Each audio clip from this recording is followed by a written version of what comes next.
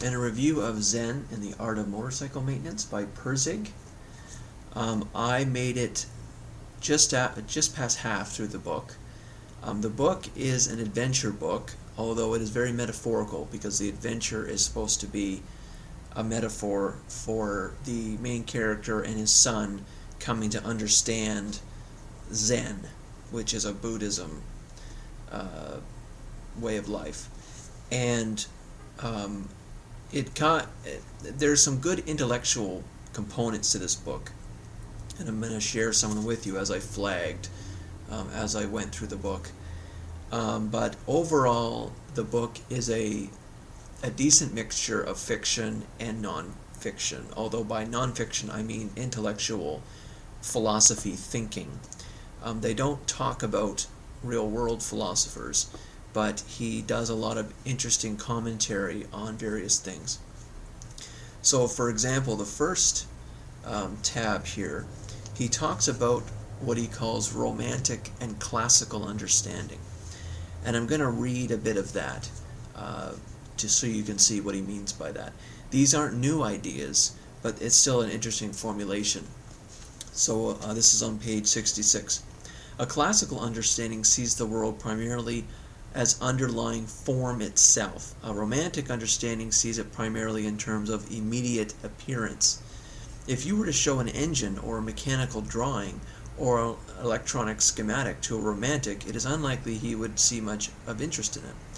It has no appeal because the reality he sees is its surface. Dull, complex lists of names, lines, and numbers. Nothing interesting. But if you were to show the same blueprint or schematic or give the same description to a classical person, he might look at it and then become fascinated by it because he sees that within the lines and shapes and symbols is a tremendous richness of underlying form. So the classical understanding sees the world mechanically.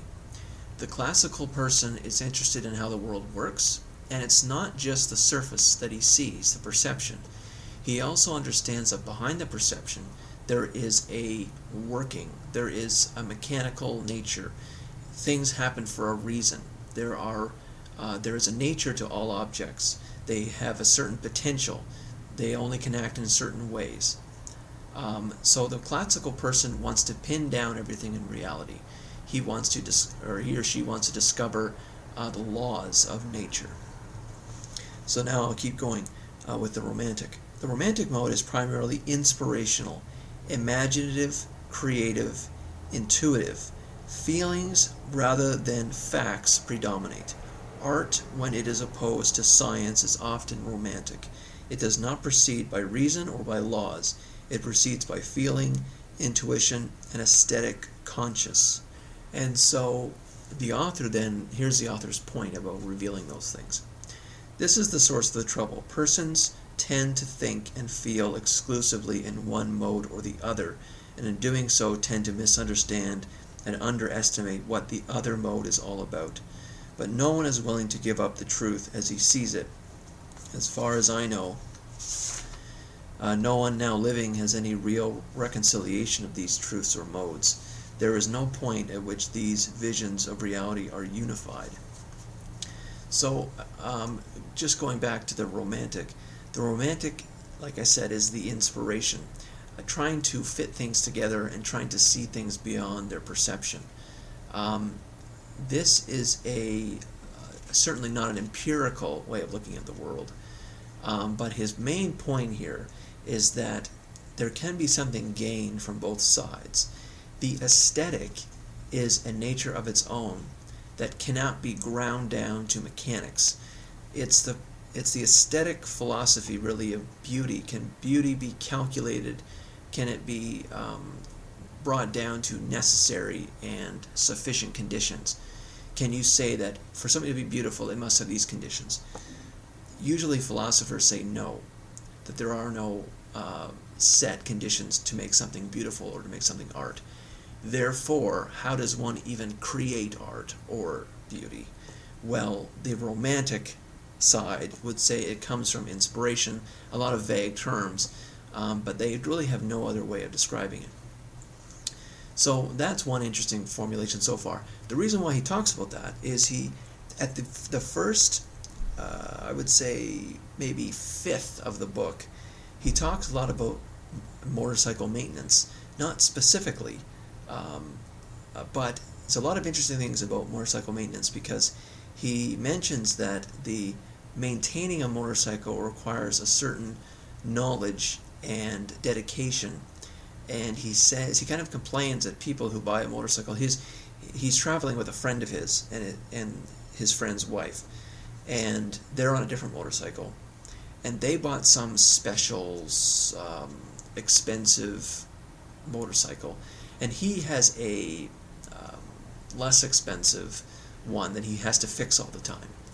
And he kind of makes fun of his friend and his wife because they're dependent on their motorcycle working. They paid for the motorcycle to be the best it can be, because if it breaks down, they don't know what to do with it. But unlike them, his motorcycle, he knows it in and out. Even if he has to fix it all the time, which he does in the book, he makes adjustments. They travel for a while, and they make a stop, and then he has to make adjustments on his motorcycle. He controls the motorcycle. He understands it, and therefore he is not dependent, unlike the other people. So now, what does this mean? It's very interesting because it actually is a question about modern society. People who are dependent versus independent. People who are self-reliant versus dependent. In anything you can think of, in all aspects of life, people who will actually invest more time or money to guarantee security, rather than other people who will invest more time, I guess, or money in knowledge to secure their own independence. So that's always been a question for us, and another way of formulating that question is in kinds of motorcycles you buy. So that was point one. So the second interesting point deals with the scientific method in science, which is also really interesting. So this is on page 108 and then 109. If the purpose of scientific method is to select from among a multitude of hypotheses, and if the number of hypotheses grows faster than experimental method can handle, then it is clear that all hypotheses can never be tested. If all hypotheses cannot be tested, then the results of any experiment are inconclusive, and the entire scientific method falls short of its goal of establishing proven knowledge. About this, Einstein had said, "Evolution has shown that at any given moment, out of all conceivable constructions, a single one has always proved itself absolutely superior to the rest." And let it go at that. But to Phaedrus, that was an incredibly weak answer. The phrase, "at any given moment," really shook him. Did Einstein really mean to state that truth was a function of time? To state that would annihilate the most basic presumption of all science. The purpose of scientific method is to select a single truth from among many hypothetical truths. That, more than anything else, is what science is all about. But historically, science has done exactly the opposite. Through multiplication upon multiplication of facts, information, theories, and hypotheses, it is science itself that is leading mankind from single absolute truths to multiple indeterminate relative ones. The major producer of the social chaos, the indeterminacy of thought and values that rational knowledge is supposed to eliminate, is none other than science itself. And what Phaedrus saw in the isolation of his own laboratory work years ago is now seen everywhere in the technological world today. Scientifically produced anti-science, chaos. So this is an interesting, these are interesting points about, I guess, a philosophy of science. The question is that when they call this the information age sometimes, with the explosion of knowledge, there's always an attempt to rationalize it and to place theories on it to understand it and to control it. But if it isn't possible to test all these theories to see if they conform to reality, then his point is that we are always on an assumption. We cannot be confident in what we know, because there's all kinds of untested hypotheses that we haven't yet gotten to. In other words, there's just too much going on for us to handle, and there's too many possibilities that the truth could be, and we're lagging behind our knowledge and information. We're not enough time is passing for us to digest the new information and new knowledge. And so he's saying that because of this, and how is this happening? Increased productivity of science, more people in the world, more technology and equipment, more conversation between people.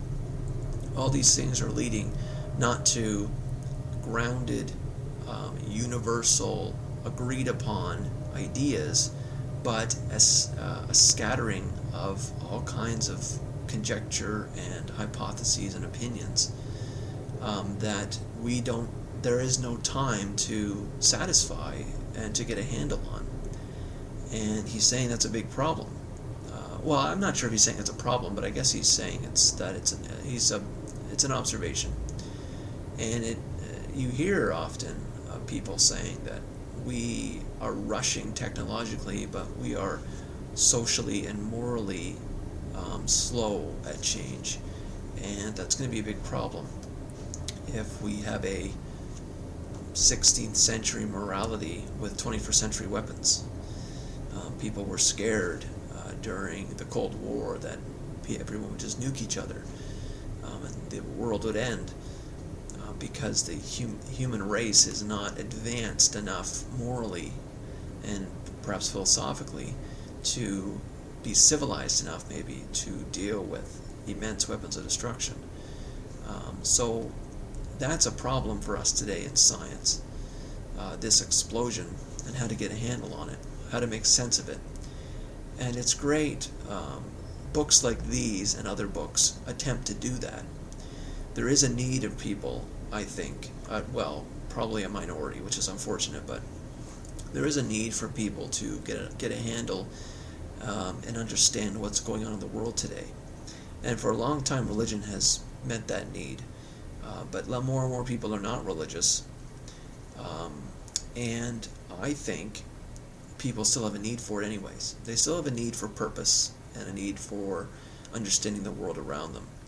If they're not religious, and I'm not religious, there is still a need for it. So they have to get it from somewhere. So they often have group affiliations, lots of friends to give them meaning. Well, they try to read books to discover meaning and try to get a handle on what's going on. Try to understand the world and where it is and to predict the future. So that was a good point about runaway science, I guess. So point 3 is about the university, which I thought was very interesting and I think true today. So this is on page 142. Phaedra said that the same confusion existed about the university, and that was why loss of accreditation was hard to understand. The real university is not a material object. It is not a group of buildings that can be defended by police. He explained that when a college lost its accreditation, nobody came and shut down the school. There was no legal penalties, no fines, no jail sentences. Classes did not stop. Everything went on just as before. Students got the same education they would if the school didn't lose its accreditation. All that would happen, Phaedra said, would simply be an official recognition of a condition that already existed. It would be similar to excommunication. What would happen is that the real university, which no legislature can dictate to and which can never be identified by any location of bricks or boards or glass, would simply declare that this place was no longer holy ground.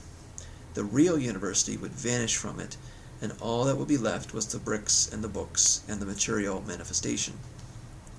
It must have been a strange concept to all of the students, and I can imagine him waiting for a long time for it to sink in, and perhaps then waiting for the question, what do you think the real university is? His notes in response to this question state the following. The real university, he said, has no specific location. It owns no property, pays no salaries, and receives no material dues. The real university is a state of mind. It is that great heritage of rational thought that has been brought down to us through the centuries and which does not exist at any specific location. It's a state of mind which is regenerated throughout the centuries by a body of people who traditionally carry the title of professor, but even that title is not part of the real university. The real university is nothing less than the continuing body of reason itself. In addition to this state of mind, reason, there's a legal entity which is unfortunately called by the same name, but which is quite another thing. This is a non-profit corporation, a branch of the state with a specific address. It owns property, is capable of paying salaries, of receiving money, and of responding to legislative pressure in the process. But this second university, the legal corporation, cannot teach, does not generate new knowledge or evaluate ideas. It is not the real university at all. It is just a church building, the setting, the location at which conditions have been made favorable for the real church to exist. I thought that was a great point about the university. What is the university? The university is a state of mind. It is people who are interested in the truth, who are interested, or are supposed to be interested in the truth and willing to impart it. You could say that YouTube is part of the university, the real university, at least the intellectual side of YouTube, which I hope to add to. People who are interested in ideas and are interested in proliferating them. And not necessarily ideas, not always ideas that you think are true or correct, but ideas themselves that get people to think about their own views. And this is very important. If you're going to be educated, you have to know different sides. You can't just form one. And it's a big problem today in the second university, the fake university. There's a lot of radicalism. There's a lot of people who take one kind of coursework, and they get the professors that all are aligned because they all hire each other, and you get one point of view. And those people graduate from the university not educated. They're indoctrinated. They only know one thing, and if they hear other points of view, they get offended, they get upset, they get emotional. They're not reasonable. They're not educated. People who are educated know different sides. This is the real university. The state of mind of pursuing truth, of having experience with ideas, knowing alternative points of view. Knowledge, I think, comes from when you have heard of something before. So you're talking about economics, you've heard of Adam Smith, and you've heard of Karl Marx. If you haven't if you've only studied one and you haven't heard of the other, you are not educated in economics. And that can go for all subjects. That's the real university, I think. It's not so prevalent today, which is very unfortunate. And that's why most people who come out of the universities are not educated. And yet, they're considered educated because they attended a church building for 4 years? No. So I thought that was fantastic. What we really mean by university is not the bricks and mortar, not even the instructors and their coursework. It is why you're coming to the university, to learn, to be immersed in ideas, to think about them, to write on them, to be critiqued, to comment on other people's ideas. That's the real purpose.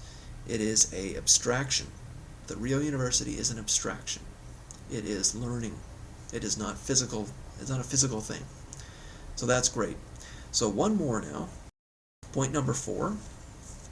Okay, point 4 is very metaphorical, but I think very good. It kind of reminds me of Nietzsche. So this is on page 198. And I read to about, my bookmark is in here at 224 is when I stopped. The reason why I stopped, by the way, is he started getting into what was it? It was really trivial, and I was like, the book became less and less worthwhile of my time.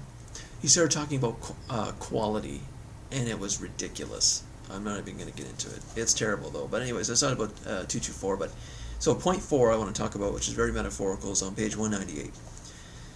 Mountains should be climbed with little effort, with as little effort as possible, and without desire. The reality of your own nature should determine the speed. If you become restless, speed up. If you become winded, slow down.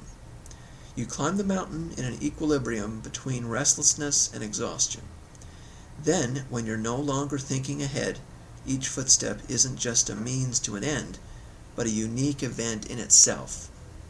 This leaf has jagged edges. This rock looks loose. From this place the snow is less visible, even though closer. These are the things you should notice anyway. To live only for some future goal is shallow. It's the sides of the mountain which sustain life, not the top. Here's where things grow. But of course, without the top, you can't have any sides. It's the top that defines the sides. So on we go. We have a long way, no hurry, just one step after the next. I thought that was really neat. And you can define for yourself what the top of the mountain is for you. But the sides of the mountain define the top as well. You define a purpose in life, but to get there requires goals, and those goals are the sides. And he's also saying here to appreciate the steps. Every step's important, and he mentions the leaves and the rocks and the snow. You should, you have the goal in mind, but while you're getting there, appreciate the progress. And I thought that was very good and great. So that's it for my review on this book. It is worth picking up. If you can get it from the library, probably even better, because you may not like it. It goes back and forth between the motorcycle story, which is just traveling, and the once in a while there's intellectual conversation. But it is okay. I probably rated it 3 stars or something on Goodreads.